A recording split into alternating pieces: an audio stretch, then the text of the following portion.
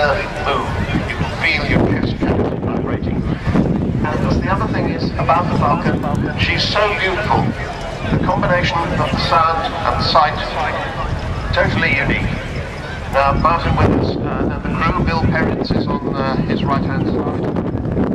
And Barry Macefield is the AEO behind him. Just the three of them on board. They're now positioning the aircraft much to our left, and we shall see them come by in an arcing pass. I've just discovered from the Patrie de France that in France they call this arcing pass with the wing down passage à l'anglaise. So it's an English pass. So coming in from the left, you can expect to get good camera shots of the Vulcan as she comes past. She is of course a truly historic aeroplane, representing the very best imaginative, thinking out of the box virtues of British aeronautical design and engineering. In some ways, those virtues don't exist anymore because we build very few whole aeroplanes in this country these days. But here she is.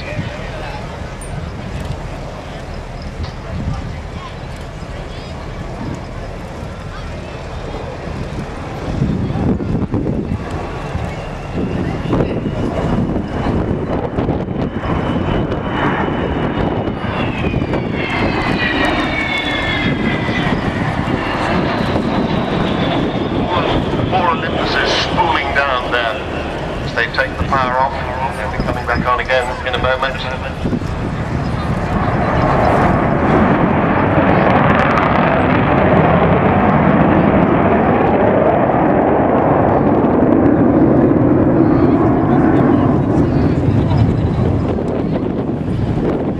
Because Vulcan started life as a nuclear bomber, part of the triumvirate of Vulcan, Victor and Valiant.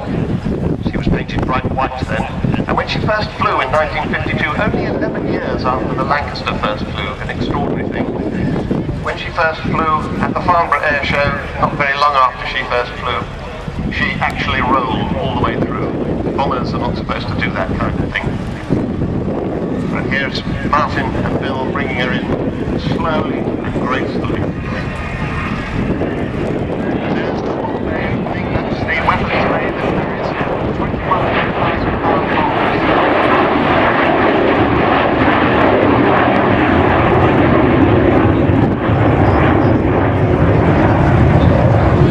And she flew all the way from Ascension Island down to the Falkland Islands, which is a trip about as far as from here to Santiago.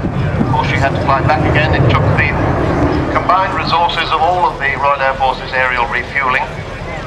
And Martin and his crew, a crew of 5 of course in those days, 2 pilots, 2 navigators, a radar and a plotter, and the air electronics officer, the AEO. They planted their 2 bombs on the runway, one on the centre line and one on the edge, and that was enough to stop the use of the runway and prevent the Argentines basing their fast jets on the island, which probably would have had a significant effect on the war. It also gave them the idea that their homeland was also vulnerable should that become necessary. So it had an extraordinary effect on the Falklands War, did the Vulcan.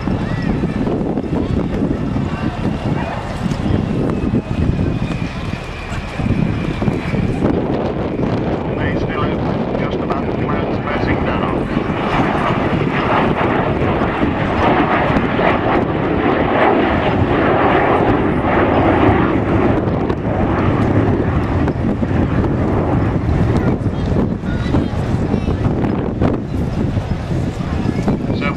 When she started her career as a nuclear bomber, she was bright white.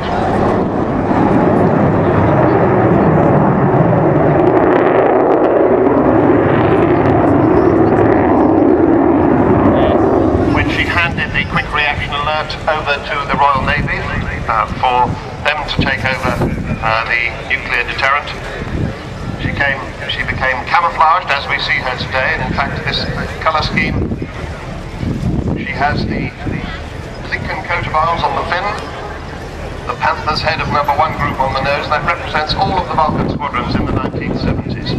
And a new marking today, she's called the Spirit of Great Britain.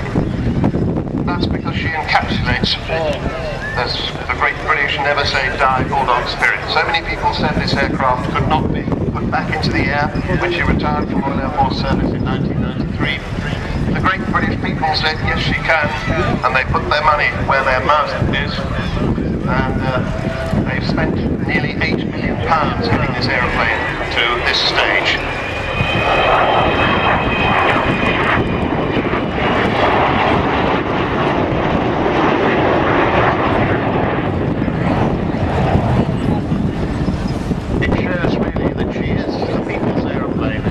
Most popular aeroplane in the country. It's difficult to describe quite why she has this effect on people. She's something like a piece of aviation artwork, really, and she affects people very deeply. But of course, throughout the whole project, the real elephant in the room has been money. They originally intended to have big business sponsorship, but her timing was just rubbish. She got airborne again right in the middle of this fearsome recession. And so she may not ever get big business sponsorship. She does get an awful lot of help from lots of different companies, well, and including the Civil Aviation Authority and Marshall Aerospace, and AD Holdings, Air BP, BAE Systems, EADS, Goodrich, Jefferson, Judd Power, Kearsley Airways, Meggitt, Messier, Downey, Rolls-Royce and Subaru, all contributing an awful lot.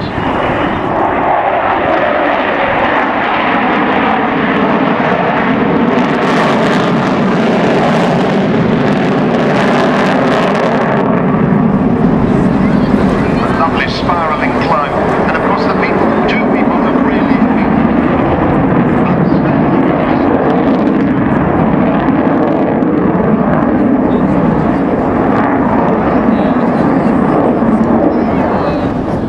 Sir Jack Hayward making outstanding contributions, and also with great rambunctious generosity Eddie Forrest of Aerolites, giving lots and lots of money to this cause.